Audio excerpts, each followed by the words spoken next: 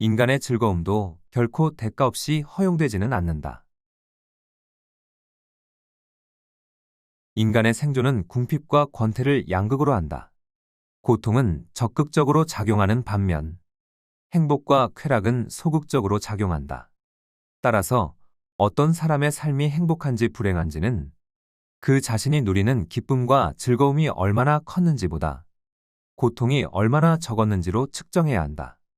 인간의 운명은 동물의 운명보다 한층 더 견디기 쉽다. 그렇다면 이 점에 대해 더욱 자세히 생각해보자. 인간의 행복과 불행은 매우 복잡한 형태로 나타나지만 그 근본은 매우 단순한 육체적 쾌락과 고통이다.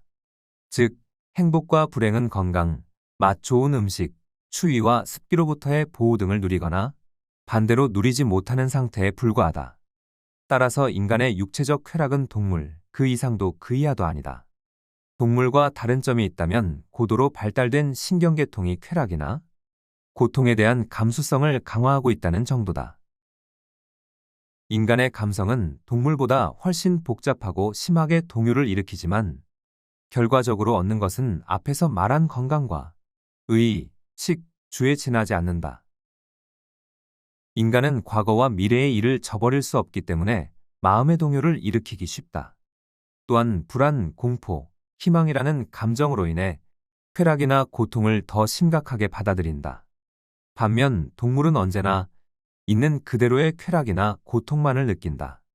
즉, 동물에게는 생각이라는 걸러내는 장치가 없기 때문에 인간과는 달리 기억이나 예측으로 미리 위축되는 일이 없어서 현재의 고통이 몇천 번 되풀이된다고 해도 맨 처음 당했던 것만큼만 고통을 느끼게 된다. 동물들이 부러울 정도로 침착한 이유도 바로 여기에 있다. 이와 달리 인간은 복잡한 생각과 그에 따르는 심리작용 때문에 동일한 고통과 쾌락에서 행복과 불행이라는 승화된 감정이 생겨나며 이 감정이 더욱 격해져 뚜렷하게 표면화되면 때로는 미칠 듯한 환희에 사로잡히거나 자살을 감행하기도 한다. 이런 점에서 인간은 동물에 비해 욕구를 충족하는 일이 조금 더 어렵다. 그래서 인간은 쾌락의 강도를 높이기 위해 자신의 욕구를 증대시킨다. 야욕 및 영에 사로잡혀 다른 사람이 자신을 어떻게 보느냐를 의식하면서 행동하는 것이다. 이로 인해 행동의 목표가 이상하게 설정됨으로써 육체적 쾌락이나 고통을 도외시하고 명예만을 위해 끝없이 노력한다. 동물에게서는 순수한 지적 쾌락을 찾아볼 수 없다. 또한 자연에서 살고 있는 동물에게서는 권태라는 것을 찾아볼 수 없다. 권태에는 괴로움이 따르게 마련이며 오직 사람만이 어떤 채찍에 얻어맞고 있다고 느낀다. 특히 이 채찍에 곧잘 얻어맞는 사람은 자신의 주머니를 채우는 일에만 골몰하는 속물들이다. 속물들이 쾌락을 손에 넣는 순간 이 쾌락은 하나의 형벌이 되어 권태의 채찍을 내려친다. 그럼 속물들은 이 채찍에서 벗어나기 위해 여행을 하고 명승지를 찾아 돌아다니게 되는데 이는 마치 거지가 구걸할 곳을 찾아 헤매는 것과 같다. 이처럼 인간의 생존은 궁핍과 권태를 양극으로 하고 있다. 또한 인간의 성적 만족은 다른 동물에게서는 찾아볼 수 없는 특수한 선택에 의해 이루어지며 이 선택은 때때로 인간을 복잡하고 격렬한 연애에 빠지게 만든다. 이 선택 역시 인간에게 고뇌와 더불어 순간적인 향락을 가져다 준다. 또 하나 놀라운 사실은 동물과는 달리 인간은 생각하는 능력을 가지고 있기 때문에 모든 동물이 공통적으로 가지는 고통과 즐거움이라는 협소한 터전 위에 행복, 불행이라는 어마어마한 건물을 세울 수 있다는 점이다.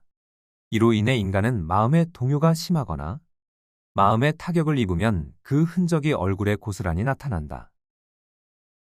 그런데 인간이 이렇게 어마어마한 건물을 짓고 얻는 소득이라고 해봐야 동물도 가지고 있는 보잘것없는 것들이다.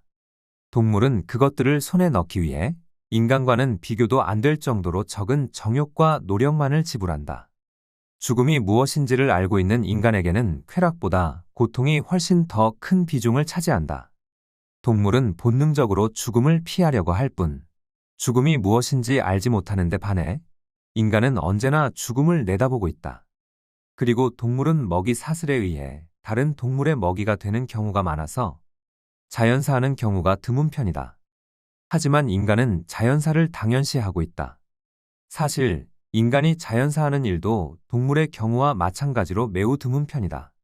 그럴 수밖에 없는 것이 인간의 생활 자체가 반자연적일 뿐 아니라 부당한 노력과 의욕에 의해 생겨나는 종족 전체의 퇴화가 자연사에 큰 장애가 되기 때문이다.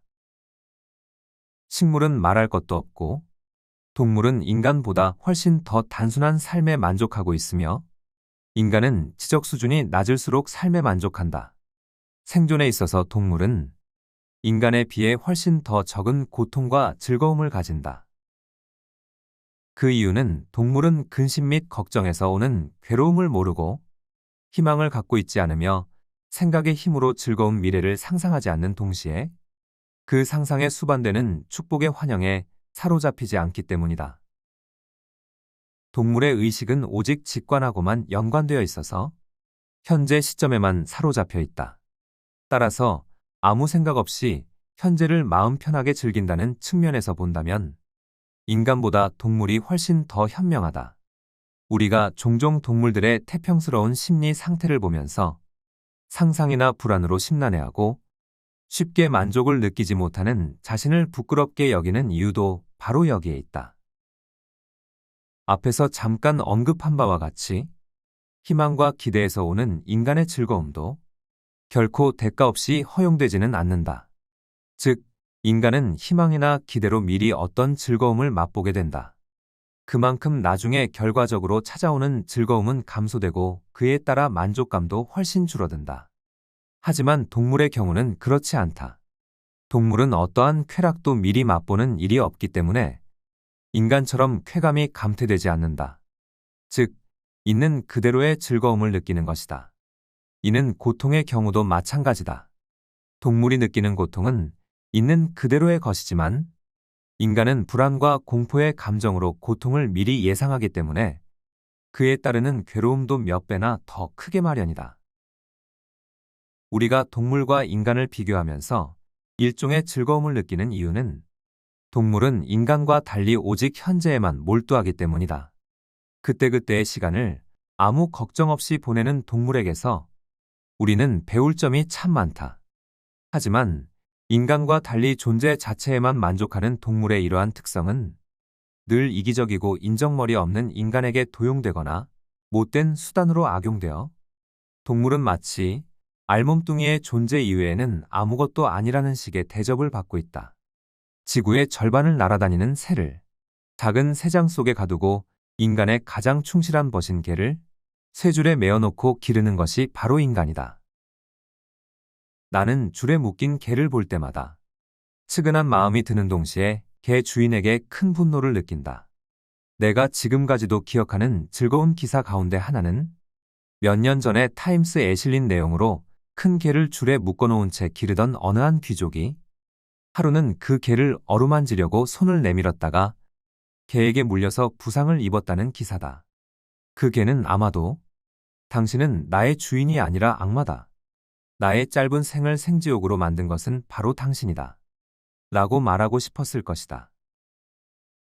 이 세계, 특히 인간 세계에서 나타나는 현상들의 가장 큰 특징을 한마디로 표현하자면 어긋남이다. 모든 현상들이 도덕적, 지적, 형이하학적으로 어그러지고 비뚤어져 있다. 그릇된 행동에 대한 변명으로 그 행동은 자연스러운 것이라고 말하지만 이는 충분한 변명이 될 수 없다. 왜냐하면 그 행동은 약하기 때문에 자연스러우며 자연스럽기 때문에 약하다는 반박을 받을 수 있기 때문이다. 이 말을 올바로 이해하기 위해서는 제일 먼저 원죄에 대해서 알아야 한다. 인간을 도덕적으로 비판하려면 우선 확고한 견지를 지니고 있어야 한다. 즉, 인간은 근본적으로 죄가 많고 사악하며 비뚤어져 있고 원죄와 죽음의 운명에 떨어져 있다는 견지를 지니고 있어야 한다. 인간의 사악한 본성은 다른 사람에 의해 관찰되기를 원하지 않는다. 그렇다면 이런 인간에게서 무엇을 기대할 수 있겠는가? 이런 견지로 사람을 바라본다면 우리는 어떤 사람이라도 너그럽게 대할 수 있다. 그의 안에 숨어있던 악마가 어느 순간 깨어나 나타날지라도 결코 놀랄 이유가 없다. 반면 어떤 사람이 선을 행하는 것을 본다면 그 가치에 대해 좀 더 타당한 평가를 내릴 수 있다. 이 경우 자신의 입장을 잘 생각해 봐야 한다. 즉, 궁핍, 비참, 고뇌가 주를 이루는 삶을 살아가는 사람이라면 당연히 생존을 위해 버둥거리게 마련이므로 웃는 얼굴만 할 수 없다는 사실도 계산에 넣어야 할 것이다. 우리는 인간이 지닌 우매함과 사악함에 너그러워야 한다. 우리 눈에 들어오는 것들은 모두 우리 자신의 우매함이자 사악함이기 때문이다. 즉, 눈에 보이는 다른 사람의 결함을 우리 자신도 내부에 지니고 있고, 분노를 금할 수 없는 다른 사람의 사악함도 우리 자신의 내부에 깃들어 있다. 단지 우리는 그것을 겉으로 표현하지 않을 뿐이며, 이러한 사악함은 어떤 원인이 제공되면 표면에 드러나게 된다. 다만 어떤 사람에게는 이 사악함이, 다른 사람에게는 저 사악함이 더 강하게 드러나는 현상은 있을 수 있으며, 전체적으로 좀 더 많이 사악한 사람이 있다는 사실은 부정할 수 없다. 인생은 현미경으로 봐야 겨우 볼 수 있는 더 이상 쪼갤 수 없는 하나의 점이다. 우리는 이것을 공간과 시간이라는 두 개의 도수 높은 렌즈로 확대시켜 보고 있을 뿐이다. 시간이란 인간의 두뇌 속에 있는 장치로 사물뿐 아니라 허무적 존재인 인간에게 지속성을 부여함으로써 실제성이라는 가상을 선사한다. 과거의 행복 또는 향락의 기회를 놓쳤다고 한탄하는 사람은 얼마나 어리석은가. 설령 그 기회를 잡았다고 해도 어느 만큼이나 득을 받겠는가. 추억은 말라빠진 미라에 지나지 않는다. 그런 점에서 시간 그 자체는 우리에게 지상에 존재하는 모든 향락의 허무성을 가르쳐주기 위한 수단에 지나지 않는다. 시간이라는 개념 안에서 인간은 다른 동물과 마찬가지로 확고부동하고 지속적인 존재가 아니라 물의 소용돌이처럼 끊임없이 움직여야만 존립할 수 있는 유동적 존재에 불과하다. 왜냐하면 육체는 한동안 그 형태를 유지하지만 이는 낡은 것을 배설하고 새로운 것을 섭취하는 물질의 신진대사가 있어야만 가능하기 때문이다. 그래서 인간과 동물의 주된 일은 육체를 유지하기 위해 필요한 물질을 쉬지 않고 섭취, 배설하는 것이다. 동시에 인간과 동물은 이러한 생존에도 한계가 있다는 사실을 자각하고 있기 때문에 자신의 삶이 끝나기 전까지 자신을 대신할 다른 대상에게 생존을 넘겨주려고 한다. 이러한 노력은 성욕의 형식으로 자의식 속에 나타나며, 이 자의식은 사물의 형태, 즉 객관적으로 눈에 보이는 생식기라는 형태로 나타난다. 성욕은 진주 목걸이의 알을 이어주는 한 올의 실과 같으며, 뒤이어 급속하게 나타나는 모든 개체는 진주의 한 알 한 알에 해당한다. 여기에 상상력을 더해 이 교체의 속도를 빨리하고, 계열 전체는 물론 개체 하나하나의 형상은 변하지 않지만 소재는 끊임없이 변한다는 점을 감안한다면 인간은 단지 어떤 가상적인 존재를 지니고 있음에 불과하다는 사실을 알 수 있다. 이러한 견해는 이념만이 참된 존재이며, 이에 대응하는 모든 사물은 그림자와 같다는 플라톤의 학설에서도 찾아볼 수 있다. 생존을 위한 필수 조건은 우리의 끊임없는 욕구의 대상인 물질이 쉬지 않고 섭취, 배설되는 것이다. 이 점에서 우리의 생존은 연기, 불, 꽃, 분수 등과 비슷하다. 연기, 불꽃, 분수도 보급이 중단되면 곧 쇠퇴하고 멈추지 않는가. 살려는 의지는 모든 것이 없음으로 돌아가는 현상에서만 나타난다. 그러나 이 없음도 온갖 현상과 더불어 살려는 의지의 깊은 밑바닥에 들어 앉아 있다. 물론 이것은 밝은 곳에 나타나지는 않는다. 세상이 돌아가는 모습을 크게 보면서 희극에라도 나올 법한 인간 생활의 세부적인 모순에 주목한다면 우리는 벌레가 우글거리는 물방울이나 세균이 붙어있는 치즈를 현미경으로 들여다봤을 때의 광경을 보게 될 것이다. 이들 미세한 벌레와 세균의 눈물겨운 활동 및 싸움은 우리로 하여금 웃음을 짓게 만든다. 왜냐하면 한편으로는 이렇게 좁은 공간에서, 다른 한편으로는 그토록 짧은 시간 속에서 과장되고 엄숙하게 움직이는 그들의 모습이 한편의 희극처럼 보이기 때문이다. 한번 존재했던 것은 이미 존재하지 않고, 한 번도 존재한 적이 없는 것은 현재에도 존재하지 않는다. 그러나 현재 있는 모든 것은 다음 순간에는 이미 존재했던 것이 된다. 그러므로 아무리 무의미한 존재라도 현실성이라는 측면에서 본다면 중요한 과거보다 더 나은 것이다. 이 관계는 비록 얼마 안 되더라도 있는 쪽이 아무것도 없는 쪽보다 더 나은 것과 같다. 우리는 가끔 자신이 지금 이 세상에 존재하고 있다는 사실에 새삼 놀란다. 몇 억 년 동안 한 번도 존재하지 않았던 자신이라는 존재가 이 짧은 시간이 지나 또 다시 몇 억 년이 지나면 존재하지 않은 것으로 되어버리기 때문이다. 우리의 마음은 그럴 리가 없다고 말한다. 이런 견지에서는 아무리 보잘것없는 존재라도 시간은 관념적이라는 예감을 가지게 된다. 시간의 관념성은 공간의 관념성과 함께 모든 형이상학의 열쇠다. 시간과 공간의 관념성을 알게 되면 자연의 질서와는 전혀 다른 사물의 질서를 알게 되기 때문이다. 칸트가 위대한 것도 바로 이런 이유에서다. 우리의 삶에서 현재에 있다는 단지 한순간에 불과하며 이 순간이 지나버리면 영원히 있었다가 된다. 저녁이 찾아올 때마다 우리의 마음은 늘 빈곤해진다. 우리의 깊은 내면에, 아니다, 우리에게는 절대로 마르지 않는 영원한 샘물이 주어져 있으며 이것으로 늘 삶의 시간을 갱신할 수 있다라는 남모를 의식이 존재하지 않는다면 우리에게 주어진 짧은 시간이 순식간에 지나가 버리는 것을 눈으로 확인하는 순간 우리 모두는 미쳐버릴지도 모른다.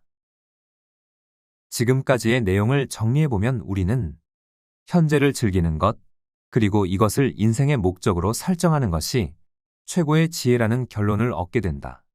현재만이 실제이며 다른 모든 것은 사상의 유희에 지나지 않으니까 말이다. 하지만 이런 생각이야말로 가장 어리석은 것이다.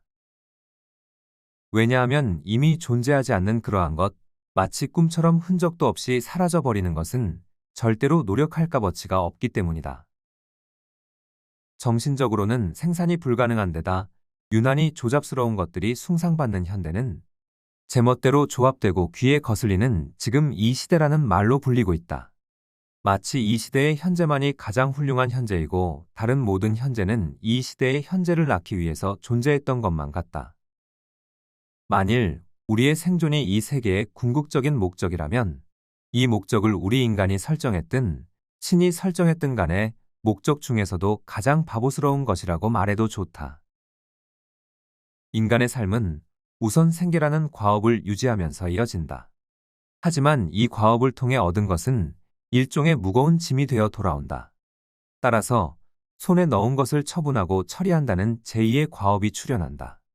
즉, 생활이 안정된 다음에는 잠복하고 있던 맹수처럼 곧 닥쳐오는 권태라는 것을 내쫓지 않으면 안 된다. 즉, 인생의 제1과업은 무엇인가를 손에 넣는 것. 제2과업은 손에 넣은 것을 곧 잊는 것이다. 그렇지 않으면 손에 들어온 것이 곧 무거운 짐이 되어버리기 때문이다. 인간 세계 전체를 돌아보면 우리는 숨 돌릴 틈도 없는 생존 경쟁의 모습을 목격하게 된다. 시간을 가리지 않고 일어나는 위협적인 수많은 위험과 재난에 전심전력을 다해 대항하는 맹렬한 격투의 모습 말이다. 그 다음에는 모든 악정고투에 따르는 보상, 즉 생존이나 생활에서 고통이 사라진 순간이 잠시 찾아온다. 하지만 이는 곧 권태의 습격을 받게 되고 우리는 순식간에 새로운 공궁에 빠지게 된다. 고난 다음에 권태가 도사리고 있다는 사실은 인생이 단지 욕구와 영안에 의해 움직이고 있다는 점을 잘 보여준다. 이 권태 다음에는 생존 자체에 대한 따분함과 공허가 그 모습을 드러낸다. 생존이 일종의 착오라는 사실은 인간은 욕망의 덩어리지만 그 욕망을 충족시키는 것은 매우 어렵다는 점을 보면 명백해진다. 욕망의 충족에 주어지는 대가라고 해봐야 고작 고통이 사라진 상태에 불과하다. 그리고 고통이 사라졌다고 생각하는 순간 우리는 곧 권태의 포로가 되어버린다. 권태란 생존의 공허함을 느끼는 상태다. 우리의 본질과 생존이 그토록 갈망하는 생명이 실제적 가치와 내용을 지니고 있다면 권태가 생길 리 없으며 단순한 생존만으로도 우리는 만족감을 느끼게 될 것이다. 그런데 우리는 무던히 노력하고 있거나 순수하게 지적인 일을 하고 있을 때에만 생존의 기쁨을 느낀다. 노력하고 있을 때에는 현재의 위치와 목적과의 거리로 인해 기쁨을 느끼는 것이며 이 기쁨은 목적을 이루는 순간 사라져버린다. 마찬가지로 순수하게 지적인 일을 하고 있을 때 우리는 인생에서 벗어나 있기 때문에 극장 좌석에 앉아있는 관객처럼 인생을 한 발 물러나 바라보게 된다. 감각적인 향락의 본질도 끊임없이 추구하는 데 있으며 목적에 도달하는 순간 향락도 사라지고 만다. 이때 우리는 생존의 허무와 공허를 확인하게 된다. 이것이 바로 권태다. 이런 점에서 권력자들의 액세서리나 파티에서 볼 수 있는 호화찬란함도 결국 인간 생존의 본질적인 비참함을 모면하려는 헛된 시도일 뿐이다. 화려한 파티 장소에서 완벽한 행복을 느끼는 사람은 단 한 명도 없을 것이다. 만일 있다면 그는 술에 취해 있을 것이다. 인간이라는 유기체는 매우 정교하고 복잡하지만 결국에는 티끌로 사라지게 되어 있다. 즉, 인간이라는 존재와 인간의 모든 노력은 결국 없음으로 돌아갈 수밖에 없는 것이다. 따라서 인간에게 있어서 노력과 허무는 늘 진실인 동시에 자연 흐름의 소박한 확인이다. 노력이 자기 자신에게 가치 있고 절대적인 것이라면 그것이 존재하지 않음을 목표로 하는 일은 결코 있을 수 없다.